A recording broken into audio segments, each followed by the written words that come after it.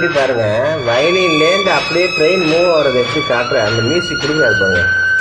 ராஜா sir தாங்க.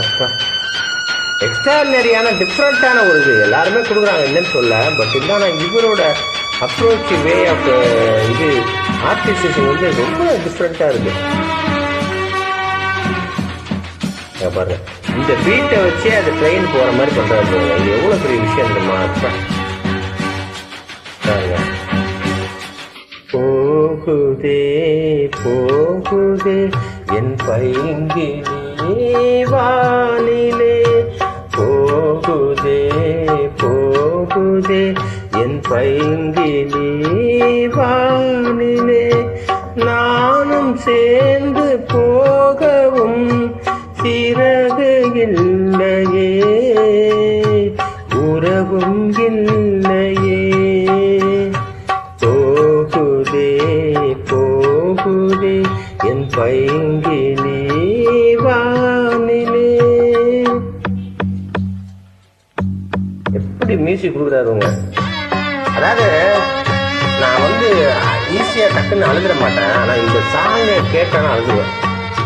அப்படியே மனசெல்லாம் புரிஞ்சு எடுக்கும். அப்படி ஒரு மியூசிக்கு. அவங்க ஐயோ பிரிஞ்சு போறாளே, என்னமோ ஏன் நம்பர் போற மாதிரி நான் அப்படி ஒரு ஃபீல் பண்ணுவேன். அப்படி இருக்கும் அந்த பாட்டு.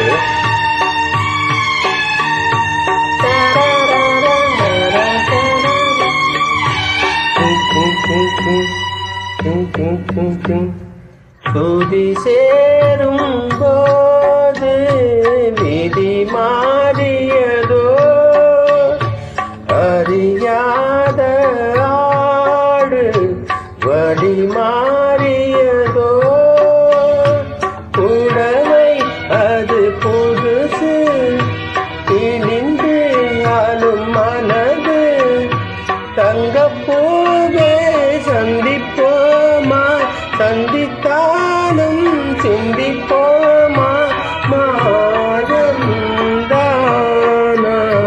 போகுதே போகுதே என் பைங்கிலே வானிலே.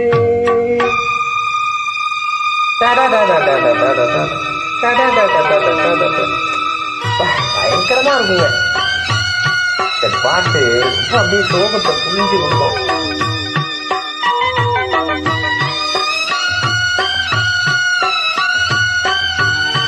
ஒரு படிப்பறிவு இல்லாத அவனுக்கு காட்டுறதுக்கா என்ன ஆகும் அப்படின்னு காட்டியிருந்தாரு ராஜா சார், இது பாரதி ராஜா சார். 2 ராஜாக்களும் ராஜாங்க தான் நடிச்சிருப்பாங்க இந்த படத்துல.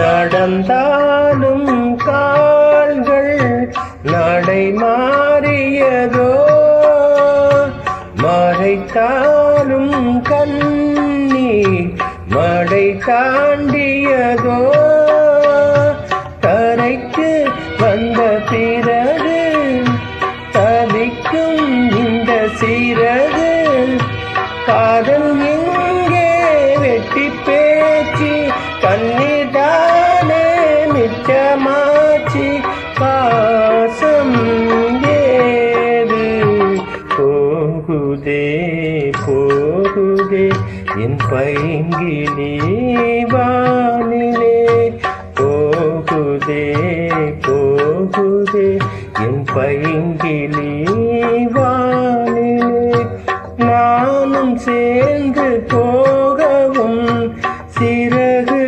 இல்லையே, உறவும் இல்லையே, போகுதே போகுதே என் பைங்கிலே வானிலே.